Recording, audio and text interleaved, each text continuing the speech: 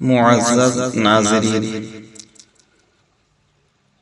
شہر لوہردگہ جھارکھنڈ کے ولی کامل شہنشاہ لوہردگہ حضرت دکھن شاہ بابا رحمۃ اللہ تعالی علیہ کا عرس مبارک اسلامی تاریخ 24-25 رجب المرجب کو ہوتا ہے، اور اس سال بھی 24-25 رجب سن 1447 ہجری مطابق 14-15 جنوری 2026 بروز بدھ جمعرات کو ہے۔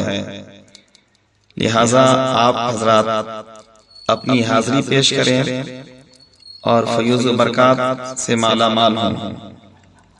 لیکن مزارات اولیاء پر حاضری کا جو طریقہ ہے وہ ضرور سماعت کریں۔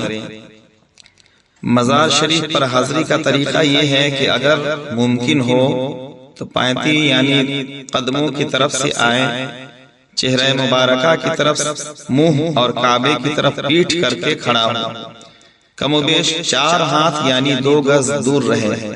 اگر کوئی بالکل قریب چلا گیا یا زیادہ دور رہ گیا تب بھی کوئی گناہ نہیں ہے۔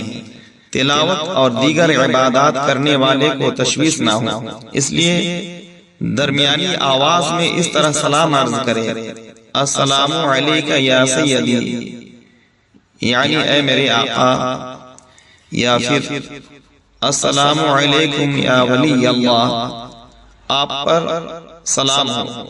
اب ایک بار سورہ فاتحہ 11 مرتبہ قل هو اللہ احد شریف اول و آخر 3 بار درود پاک پڑھ کر ایصال ثواب کریں۔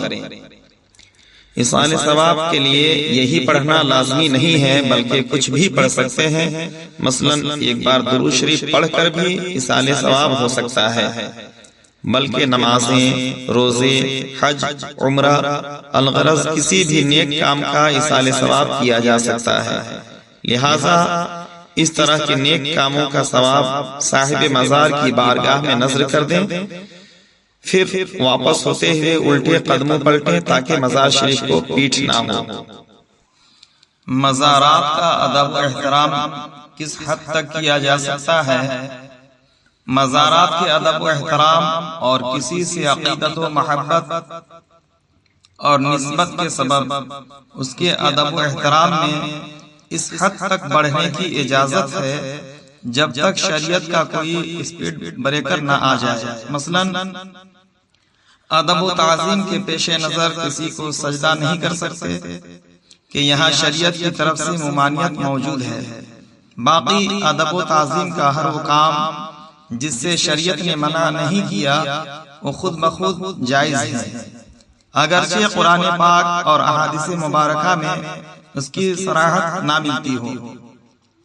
بزرگان دین رحمت اللہ علیہ نے ایسے کام کیے بھی ہیں، مثلا میرے مرشد اعلی حضرت امام اہل سنت مجدد دین و ملت مولانا شاہ امام احمد رضا خان رحمت اللہ تعالی علیہ فرماتے ہیں کہ میں نے جب سے ہوش سنبھالا ہے اور مجھے بغداد شریف کی سمت کا پتہ چلا ہے تو میں نے اس طرف کبھی جان بوجھ کر پاؤں نہیں کیے کہ میرے پیر و مرشد کا مزار اس طرف ہے اور آپ قادریوں کے مرشد ہیں۔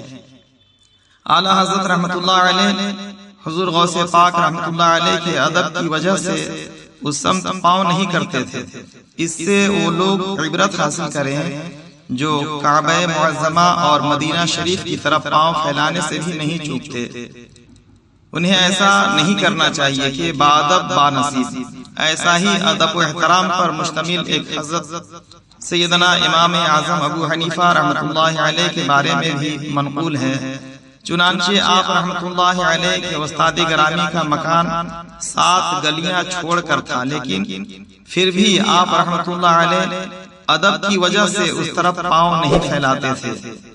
اعلی حضرت امام احمد رضا خان اور امام اعظم ابو حنیفہ رحمۃ اللہ علیہما تو اتنی دور سے بھی اپنے بزرگوں کی طرف پاؤں نہ کیے، اور ہم اتنے قریب سے مزار شریف کی طرف پیٹھ کر لیں تو یہ مناسب نہیں ہے۔